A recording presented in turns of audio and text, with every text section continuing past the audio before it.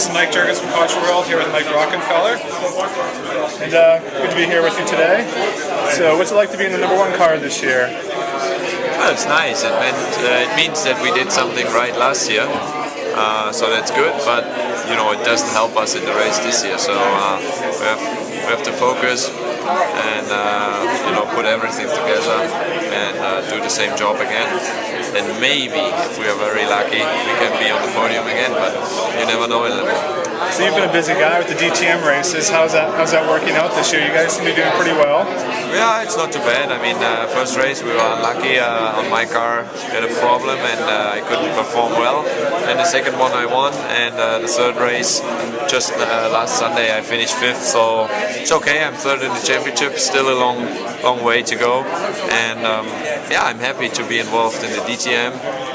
Finally in a new car with Team Up Sportsline, first year for me, and to be here in Le Mans again, it's great. And also, you know, to drive the R8 on the Nordschleife is great, and in Spa the 24-hour race. So I'm busy, which is good. I mean, that's what I want to be, and yeah, I hope I will have a good season. What's your thoughts on the R8 so far? Well, the R8, it didn't change a lot from the years before, so I know the car, I know the track. It's a little bit, it depends all on the regulations and balance of performance on the Nordschleife. So we will see where we are in 2 weeks, and you know, it's a big race as well in Germany, and we try to win it. And so your thoughts on I know they're completely different cars, the prototype versus the DTM cars, but what's your favorite part about each of those cars? Well, the nice thing in DTM is it's a sprint race, and qualifying is so intense. You know, we are last race we were, I think, 14 cars in the dry testing. We were in 0.3 of a second, so the top 14.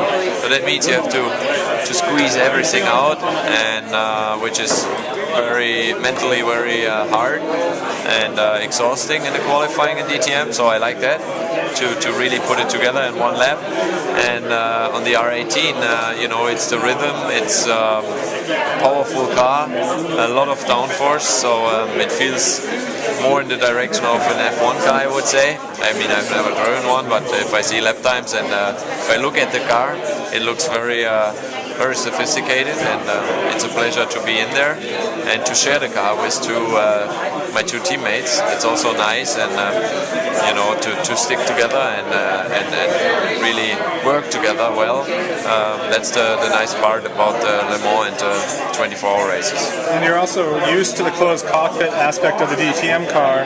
Can you transition any of that knowledge into the new car? I think that's not comparable, except that you don't get wet so much when it rains. But really, it's totally different. DTM is much bigger, the cockpit. You sit quite far in the back of the car. So you have a very, you know, long car ahead of you. Here it's a little different. You have quite a long car from the feeling behind you, even though you are pretty much in the middle. And it's a much smaller cockpit. So at the end it gets a bit warmer than last year, I would say.